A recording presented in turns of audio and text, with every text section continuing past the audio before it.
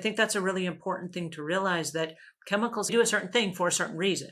And Yeah. so if you're using it for the right reasons, yay. And if you don't need a strong chemical, don't use it. Let's talk about not using such strong chemicals, because I know yours are more pH friendly. Yes. Tell us about that. When I developed it, I wanted something that was truly safe to put on everything.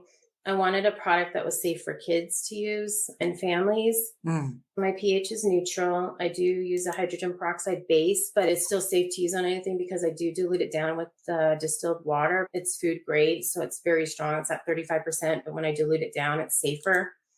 That is what I use right now. It's safe for everybody to use. I appreciate having the safety in products, because there are a lot of folks that want clean, but they don't want the chemical sensitivities, and they don't want things that are going to affect their kids and their pets.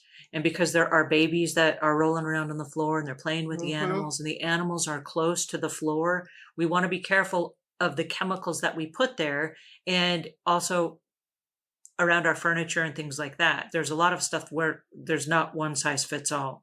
Working on a nonprofit right now, and I'm almost done, but it's going to do something with natural products for the home for women that are getting out of safe homes. And my goal is to supply them with products. Oh, wow.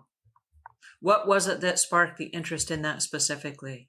There's a local nonprofit that I sponsor with my business every year, and it's called Alternatives of Violence. Women that go into the safe homes when they get ready to transition out, they literally have nothing. It's called Healing Hands of Mm, Home. And I'm talking nice. a fresh new start. My goal is to provide natural products, brand new vacuums, not used ones. I want to be able to provide them with supplies with a fresh new start for their home. So that's my nonprofit I'm kind of working on right now. So Oh, that's amazing. That's so awesome. Thank you for sharing that.